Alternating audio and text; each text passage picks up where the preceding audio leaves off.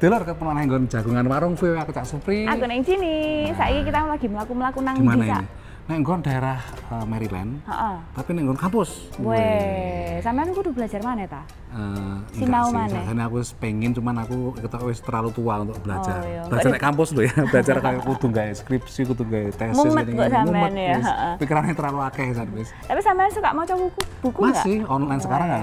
Anu lah online semuanya, buku enggak buku yang secara fisik, buku kertas. Gak mumet Cak sampean, aku gak iso Cak, aku lek suruh baca online, kuwi tulisannya cilik-cilik. Ya digedhekne lah sampean ya apa? Oh iya ngono ya. Gampang sampean kok ketinggalan ngono. Kok sampean lebih sangar dari aku. Nah, ngomong-ngomong soal buku dan kebiasaan orang Amerika itu untuk membaca buku, Amerika ini kan punya banyak sekali kelompok etnis dan kelompok masyarakat ya yang beda-beda ya Cak ya. Termasuk mereka yang mungkin merasa kurang terrepresentasikan. Nah, dalam hal perbukuan gitu ya. Dalam hal pop culture misalnya, budaya-budaya yang muncul di masyarakat. Nah, salah satunya caranya untuk memperkenalkan budaya itu yaitu lewat buku. Nah, karena memang selama ini buku-buku yang tersedia di perpustakaan Amerika ya didominasi masih karya-karya orang kulit putih yang mewakili kultur atau nilai-nilai mereka gitu ya. Padahal banyak orang minoritas di sini. Iya, nah ini yang menarik, ada seorang pengacara yang ninggalno pekerjaan jadi pengacara terus jadi penulis buku. Ngono ta? Iya. Lho kok kendelemen? Makanya, duwe-duwe kayak iku. Ya apa ceritane Delor? Ditantok ae. This is my newest book, You Are Here. It's a collection of stories that I worked on with 11 other authors. Buku You Are Here menceritakan 12 tokoh yang terjebak di sebuah bandara saat terjadi insiden rasisme dan bagaimana anak-anak Asia Amerika menghadapinya. Lewat buku ini, Ellen ingin mengingatkan pembaca bahwa orang Asia Amerika sama seperti masyarakat pada umumnya. My name is Ellen O. I am a children's book and young adult author and a founding member of We Need Diverse Books, a nonprofit organization dedicated to increasing diversity in children's books. Sebagai seorang kutu buku, Ellen ingin memberikan anak pertamanya banyak buku. Namun mencari buku yang pas tidak semudah itu. There was hardly any books about Asian American kids. There were a few, but just not a lot. And I remember thinking, wow, you know, I wanted to write the books for my kids. I wanted to write the books that I wish I had when I was young. And so I began to write for my children's sake. Maka Ellen, yang sebelumnya berprofesi sebagai pengacara, menulis buku sendiri. Prophecy atau Ramalan terbit ketika anak pertamanya masuk SMP. Important part to me was feeling represented in literature, in a book that I was reading. So it was really empowering. It made me feel less alone. And as an Asian American, it was a huge segue into feeling seen and heard and diversifying our classroom libraries for schools and everywhere. Orang tua Ellen berasal dari Korea dan dia dibesarkan di Brooklyn, New York. Ellen mengisi masa kecil dengan penuh kesederhanaan. So I remember being very young and being left in the library because it was one of the safest places for a young child to be at. And in fact, that's why I think my parents owe the New York City library lots of babysitting money. Ellen berharap keragaman dalam buku anak-anak menjadi hal yang lazim dan tidak lagi susah dicari. University of Wisconsin-Madison yang meneliti keragaman dalam buku anak-anak sejak tahun 1994 mencatat bahwa penokohan dalam buku anak-anak di Amerika semakin beragam. Pada tahun 2023, tokoh-tokoh Asia mencapai 18%, disusul kulit hitam 15% dan Latin 11%. Namun demikian, angka ini masih jauh di bawah kulit putih yang mendominasi. Dari Washington DC, saya Rio Tuasikal dan tim VOA. Nah, Cak, ngomong-ngomong soal buku, sampean pasti pikiran pertama adalah pergi ke perpustakaan. Nah, terus nek perpustakaan aku kan ndelok buku sing akeh, terus foto malah bingung milih sing ndi judule ndi ngono. Tapi kan sampean nang perpustakaan gak turu. Kadang-kadang memang kadang-kadang kan nek kono enggak ngomong banter, kadang-kadang secara anu kan jangan terlalu banyak berisi. Jadi lek enggak betah iso turu terus AC pisan misalkan. Mungkin malah digawe panas mungkin malah orang ora betah tapi ya. Nah, kita ini mau ngobrol sama salah seorang mahasiswa Indonesia yang sekarang itu lagi belajar ilmu tentang kepustakaan. Wah, menarik. Ini jarang ini. Biasanya kalau mahasiswa kesini ini ngambil bidang studi yang lain ini nih. Nah ini kayak beda, menarik dan menantang. Menantang. Ya apa ceritanya sakwise sing Siji.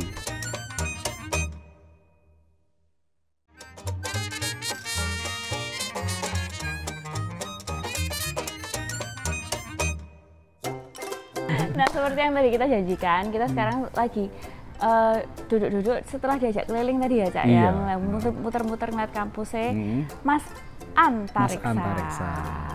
Mas Antariksa, Ya. apa kabar? Ya, api-api alhamdulillah. Alhamdulillah. Ya, Gimana ceritanya Mas Antariksa ini bisa sekolah di Amerika dan sekolahnya apa aja?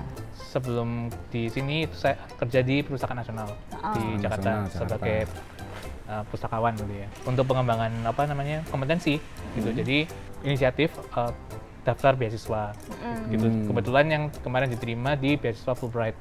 Nah kalau Fulbright kan berarti harus ke Amerika gitu kan. Dan kebetulan memang pas karena bidang saya sebagai pustakawan itu sangat maju kalau di Amerika gitu. Jadi Amerika ini memang negara yang punya sejarah yang panjang di bidang perpustakaan. Mereka juga salah satu pionir pengembangan perpustakaan, pengembangan ilmunya sendiri. Nah, salah satunya terutama di UMD ini, di kampus University of Maryland. Nah, sekolah Kira-kira jurusan gitu. perpustakaan itu Ini aneh loh, nah Cak. ini kadang-kadang Sampean tahu krungu ora? pernah dengar-dengar aja, tapi saya mendengar lah. Tapi Ya. Sebenarnya seorang apa? perpustakaan itu belajarnya apa? Ya. Belajar ngatur buku apa piye? Ya, ilmu perpustakaan atau library science itu nggak cuman belajar tadi noto buku gitu ya. Ya karena noto buku nggak harus kuliah gitu kan. Betul. Tapi yang harus dipelajari itu adalah cara untuk mengelola informasinya, mengelola sebuah institusi yang di dalamnya ada informasi yang itu jumlahnya nggak cuman satu rak dua rak, tapi banyak gitu. Jumlah barangnya bisa jutaan misalnya. Nah itu perlu suatu keterampilan, butuh pengetahuan khusus. Ya, jadi gimana kita mengelola sebuah kumpulan informasi dengan jumlah yang besar gitu ya. Termasuk juga bagaimana cara orang supaya bisa mengaksesnya dengan mudah. ada nggak sumbangan ilmunya supaya orang itu seneng yang perpustakaan? Ya Pelajari itu, nggak itu? Karena ya, itu penting. itu penting dan itu termasuk satu hal yang besar juga di sini gitu ya, advokasi gitu. Terus gimana kita istilahnya apa engage dengan berbagai macam pemangku kepentingan stakeholder, entah itu kayak warga setempat, terus kayak pemerintah daerah gitu. Terus gimana juga kita mikir soal duitnya dari mana gitu kan. Pendanaan gitu ya. Karena perpustakaan itu kan institusi biasanya publik gitu ya. Jadi artinya kita nggak boleh ngambil profit dari usaha kita karena perpustakaan itu punya istilahnya idealisme gitu ya, bahwa kita itu menyediakan informasi buat masyarakat. Kalau fokus studinya Mas Antariksa sendiri itu apa sekarang? Sekarang sebenarnya saya lagi concern dengan gimana dengan kita menerapkan desain layanan yang berbasis pengguna, atau kalau bahasa Inggrisnya itu user-centered design. Ketika kita mau bikin acara apa gitu ya, itu kita nggak ujuk-ujuk bikin sendiri, tapi kita mendengarkan masyarakat kita tuh maunya apa gitu. Nah, dan kita melibatkan mereka dalam acara itu gitu. Jadi kayak dalam membuat acaranya itu mereka pengennya bagaimana, kalau seperti ini mau nggak gitu, kalau kayak gini mau nggak, kalau kayak gitu mau nggak. Nggak susah tuh, banyak orang ditanyain karena orang kan kadang-kadang demokratis, kemudian wah aku pengen gini, pengen Jaluknya gitu. akeh ya? Jalurnya Jaluknya banyak gitu ya. itu. Nah, karpe akeh kan. Malah nggak jadi-jadi nanti proyek kayak Iya, gini. tapi ya itu justru itu ada kayak apa ya, seninya gitu kan. Ya, ada art and science-nya gitu kan. Gimana cara kita membangun kayak tadi kayak sebuah pemahaman bersama, terus kayak kepentingan bersama terhadap sebuah apa namanya institusi gitu ya. Terutama dalam hal kita sama-sama menyebarkan informasi gitu. Itu yang jadi apa ya, fokus saya gitu. Jadi kayak gimana kita bisa melibatkan pengguna masyarakat dalam program-program di perpustakaan, tidak hanya sebagai yang nerima aja, tapi juga ikut punya suara dalam menyusun programnya misalnya, menyusun kegiatannya, atau misalnya mereka pengen tahu soal apa, kita sediakan gitu. Fokus utamanya itu adalah sing make ya justru ya, Iya, bukan makanya. kayak wes ono iki bukune wis Nah maca itu, iki. nah itu yang penting. Jadi fokusnya itu bukan pada bukunya gitu. Kan selama ini kan kita mikir perpustakaan itu buku gitu. Sampai-sampai kalau sering itu di perpustakaan nasional itu atau mungkin di tempat-tempat lain juga mungkin sama gitu pengalaman orang-orang di perpustakaan ya. Jadi ketika orang masuk nanya ke misalnya ke pustakawannya ya, ke saya gitu ya, terus lihat bukunya mungkin di lantai yang lain gitu, terus mereka nanya ini perpustakaannya di mana gitu, padahal sudah dalam perpustakaan itu kan. Ya, jadi orang itu menganggap perpustakaan itu ya buku gitu, padahal ya? nggak selalu gitu. Karena poin utama di perpustakaan itu bukan bukunya, bukan koleksi-koleksinya, tapi orang-orang yang menggunakan itu. Nah, gimana kita bisa memenuhi kebutuhannya mereka. Nah, nanti bisa ngobrol panjang karena kan ada semacam isu lah bahwa minat baca atau minat orang Indonesia itu untuk pergi ke perpustakaan itu sangat rendah. Nah, ini kan Mas Antariksa punya pengalaman di sana kan, tapi dulu ya kita ngobrolnya kita marker dulu, nanti kita teruskan setelah yang satu ini.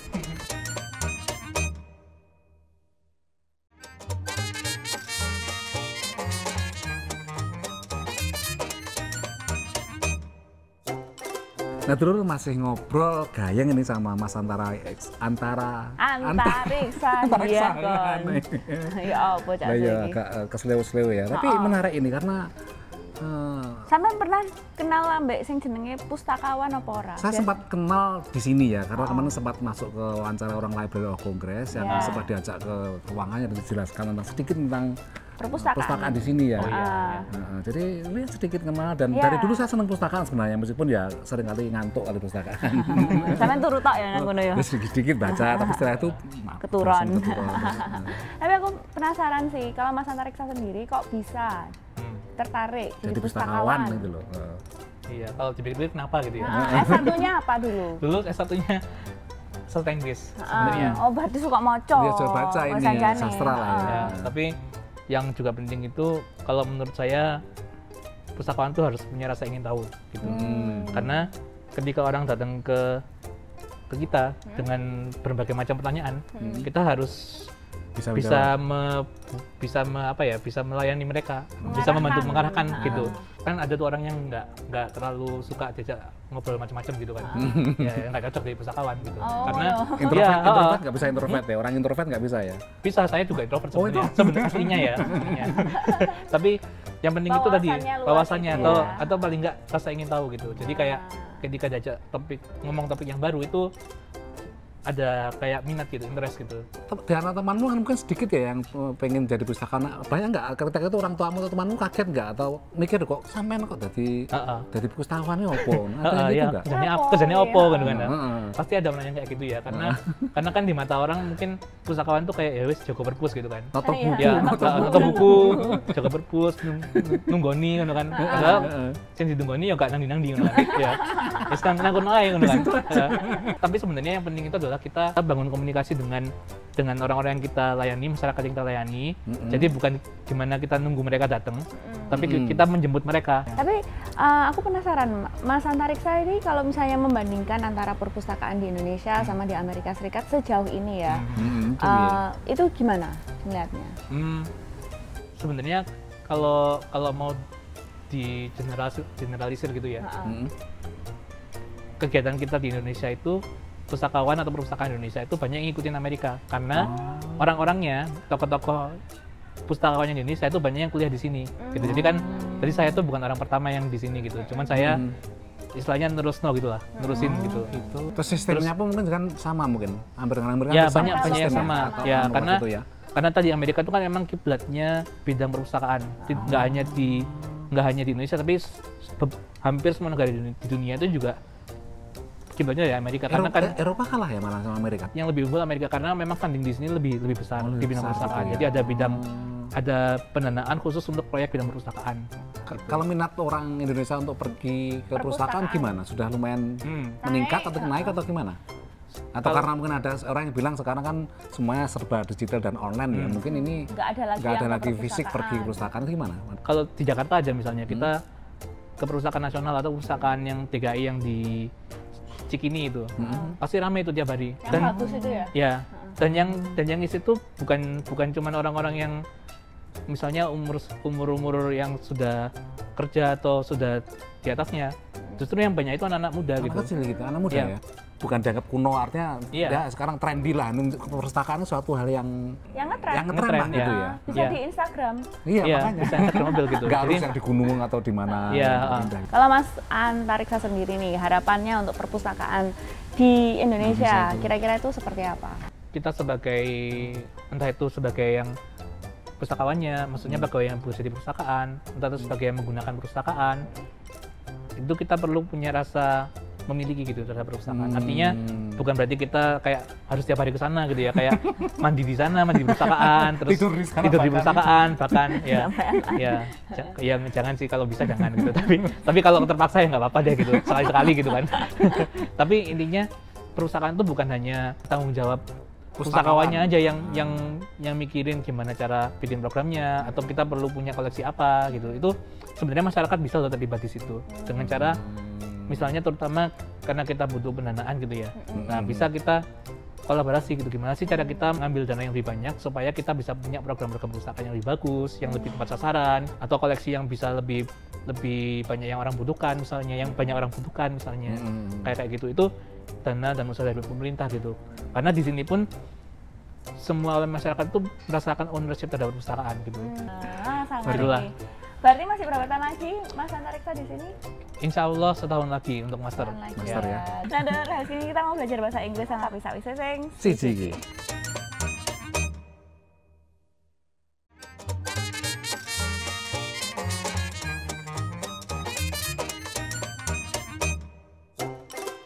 Nah, Cak, menarik ya. Nanti kita lanjut lagi sama Mas Antariksa. Cuma aku penasaran, misalnya pustakawan iku kudu belajar bahasa kabeh apa ora? Ya, enggak harus lah. Aku lah mumet lah sama menguasai kudu belajar bahasa semuanya. Orang tidak kudu lek pengen maju dan berkembang karirnya ya kudu iso bahasa Inggris. Karena namanya ilmu pustakawan itu kebanyakan ya nek nggon anu ya. Nek nggon Eropa atau nek Amerika nih. Ke barat-baratan samane itu. Tapi enak, memang itu kudu ngono. Pintu untuk maju kadang-kadang harus lewat bahasa. Bahasa kalbu. Nah, itu lain supaya memahami pembaca. Dulu daripada ngelendor mending nonton English in a minute. Welcome to English in a Minute. Here is a saying you might hear in an American English conversation. Open book. Does that mean someone is talking about reading? Let's listen. You never have to wonder how Megan is feeling. It's so easy to read her emotions. She's an open book. You are so right. She is easy to read. You can always tell if she's having a good day or a bad day. When you say someone is an open book, you mean the person's emotions or thoughts are easy to understand, or, as you just heard, easy to read. A person who is an open book does not hide secrets well. If you have a friend who is easy to read, you can call him or her an open book. And that's English in a Minute. Nah, Mas Antariksa, aku tuh penasaran, misalnya sampean jadi pustakawan, ono sing kejadian-kejadian unik nggak? Macam-macam, ada yang pernah nanya itu sampai di surat kabar carikan iklan jual tanah gitu ya, karena kita mau bawa ini ke pengadilan gitu. Jadi kayak ada soal sengketa tanah gitu. Tapi ada juga yang lucu apa yang unik gitu ya. Tapi ini bukan saya, ini teman saya yang mengalami gitu ya. Ada satu pertanyaan itu dari orang, dia pengen menanyakan gimana caranya supaya tidak kena santet gitu. Oh iya? Tapi dia carinya pustakawan gitu? Iya, di pustakawan. Iya. Namanya orang kan bebas dong mau nanya apa gitu kan. Yang penting bebas asal sopan gitu kan ya. Ya udah ya, mau nggak mau kita juga harus cari literaturnya itu, literaturnya apa gitu tentang itu. Nah, sampai biasanya ditakoi apa? Biasanya yang paling umum itu biasanya kalau orang-orang datang ke perpustakaan. Karena biasanya kan kalau di perpustakaan nasional terutama ya, itu kan banyak anak kuliah gitu ya. S1 mereka butuh referensi buat tugas akhir gitu. Dan ya kebanyakan memang akademik gitu. Dan itu topiknya bisa macam-macam, bisa teknik, bisa fisika, bisa hukum, bisa sastra, macam-macam gitu. Tapi satu prinsip yang kita pegang, dan ini ajarannya sesepuh saya gitu ya, sesepuh, bahwa ketika kita ditanya itu kita tidak boleh bilang tidak tahu. Artinya bukan berarti kita tuh harus sok tahu gitu. Ya. Tapi kita yang penting itu adalah kita bisa menuntun pengguna perpustakaan untuk mencari informasi, kita bimbing gitu. Beberapa hal tuh nggak bisa dicari hanya sekedar googling gitu, karena kadang-kadang informasi yang kita ketemukan di Google itu belum tentu benar gitu. Apalagi sekarang sudah banyak iklan misalnya gitu. Betul. Di Indonesia sudah ada itu belum sih jurusan perpustakaan? Sudah ada sekarang ya? Ada, sudah.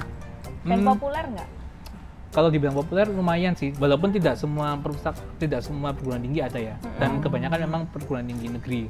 Tapi kalau di UMD itu kita punya fakultas sendiri namanya College of Information Studies. Ilmu-ilmu yang berhubungan dengan informasi itu di situ semua. Jadi kayak misalnya ada jurusan Human Computer Interaction, itu di sini juga, di kampus ini juga. Perpustakaan juga di sini. Dan banyak itu, akademisinya juga macam-macam, ada yang dari ilmu komputer, ada yang dari komunikasi, ada yang dari psikologi. Itu yang juga penting dipunya oleh pustakawan. Jadi mereka juga bisa tahu berbagai macam disiplin ilmu. Terus masing-masing ilmu itu sumber informasinya apa gitu. Itu yang salah satu yang saya paling banyak pelajari di sini. Menarik ya, Cak ya. Belajar banyak tentang ngobrol sama Mas Antarik saya ini. Sampai aku tuh merasa sakjane iku pustakawan iku pekerjaan yang menarik juga, bisa menarik kan. Jadi dan selama ini mungkin orang Indonesia juga tidak mengerti bahwa menjadi pustakawan itu bisa menjadi profesi yang menjanjikan, menarik, dan juga menantang juga menantang Soroy. Nah, dulu sudah 30 menit kami menemani sampean ngobrol-ngobrol sama Mas Antariksa dan cerita-cerita soal buku ya, Cak ya. Nah, misalnya sampean dua pertanyaan atau pengen tahu cerita-cerita apa sing ono ning Amerika, langsung dikirim ke email warung@voanews.com. Atau nek media sosial ya, nek Instagram, YouTube, atau nek Facebook juga ya. Terus kata kuncinya sampean goleki wae VOA Indonesia, sampean ketemu nek kono ya. Perlu tanya pustakawan ya. Tanya pustakawan. Arek Surabaya juga ini. Arek Surabaya. Dari Maryland, University of Maryland ya, Cak ya. Aku Ning Cini. Aku Cak Supri. Mas Antariksa. Nyuwun pamit dulur.